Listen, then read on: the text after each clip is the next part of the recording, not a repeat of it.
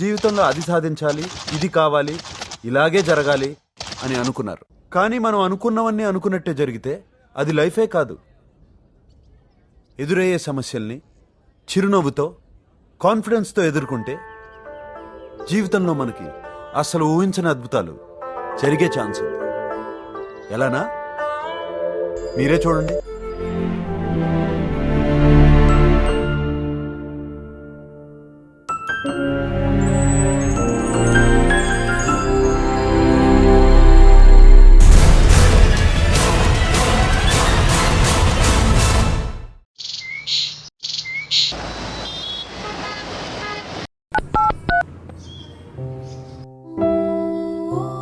Hello hello producer గారు.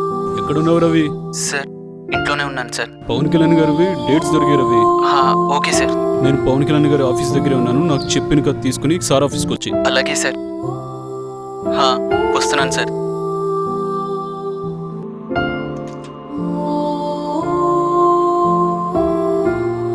రా Ravi. Sir Ravi అంటే ఇతనే సార్. Good afternoon sir. కూర్చో రవి. Thank you sir. కథ ఏంటి రవి? సార్ ఓపెన్ చేస్తే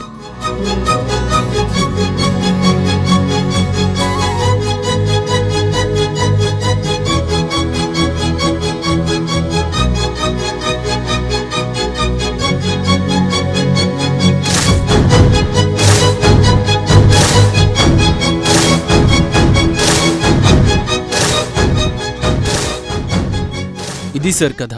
ప్రొడ్యూసర్ గారు, ఈ ప్రాజెక్ట్ మనం చేస్తున్నాం. Thank you sir.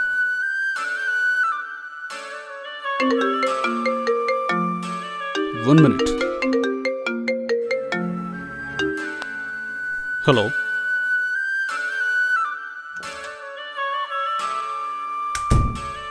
Congrats Ravi. నీ ఫస్ట్ ఫిల్మే పవన్ కళ్యాణ్ లాంటి పెద్ద హీరోతో చేయబోతున్నావు. Thank you sir. ఇక్కడే ఉండు, నేను ఇంట్లో వాళ్ళకి కాల్ చేసి వస్తా. ఓకే.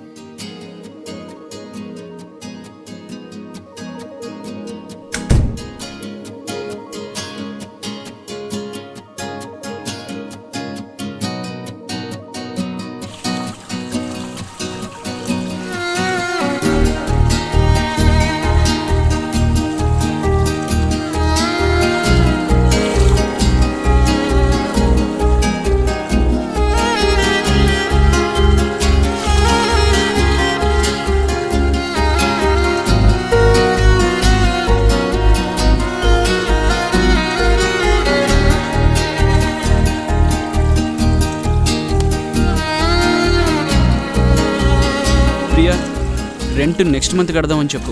ఇలా ఎన్నిసార్లు చెప్పాలి? ఏదైనా జాబ్ చూసుకోవచ్చు కదా. పాపం ఇంటి ఓనర్ మన పరిస్థితి అర్థం చేసుకుని నెక్స్ట్ మంత్ ఇల్లు ఖాళీ చేయమన్నారు. సినిమా అని నీ జీవితాన్ని నాశనం చేసుకుందే కాక నేను పెళ్లి చేసుకున్నందుకు నా జీవితాన్ని కూడా నాశనం చేశావు. ప్రియా, అరవద్దు ప్రియా. ఎందుకు అరుస్తున్నావు? నేను అరుస్తున్నానా? మీ ఫ్రెండ్స్ అందరూ జాబ్ చేసుకుంటూ ఏ పొజిషన్ లో ఉన్నారో తెలుసు కదా. వాళ్ళని చూస్తే నీకు సిగ్గు అనిపించట్లేదా? అసలు ఇదంతా ఈ పేపర్స్ వల్లే.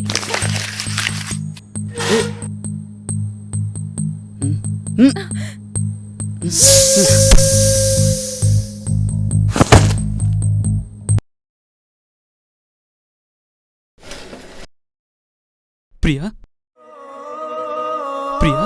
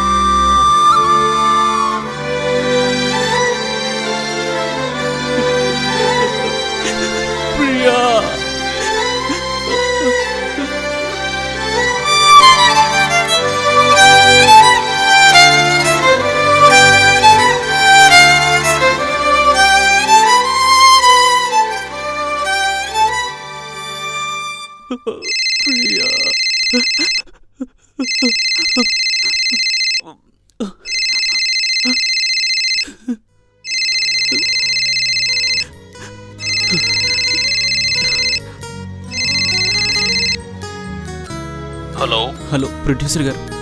ఎక్కడున్నావు రవి? సార్ ఇంట్లోనే ఉన్నాను సార్. పవన్ కళ్యాణ్ గారివి డేట్స్ దొరికాయి రవి. సార్ నేను పవన్ కళ్యాణ్ గారి ఆఫీస్ దగ్గరే ఉన్నాను. నాకు చెప్పిన కథ తీసుకుని సార్ ఆఫీస్కి వచ్చి. అలాగే సార్. వస్తున్నాను సార్.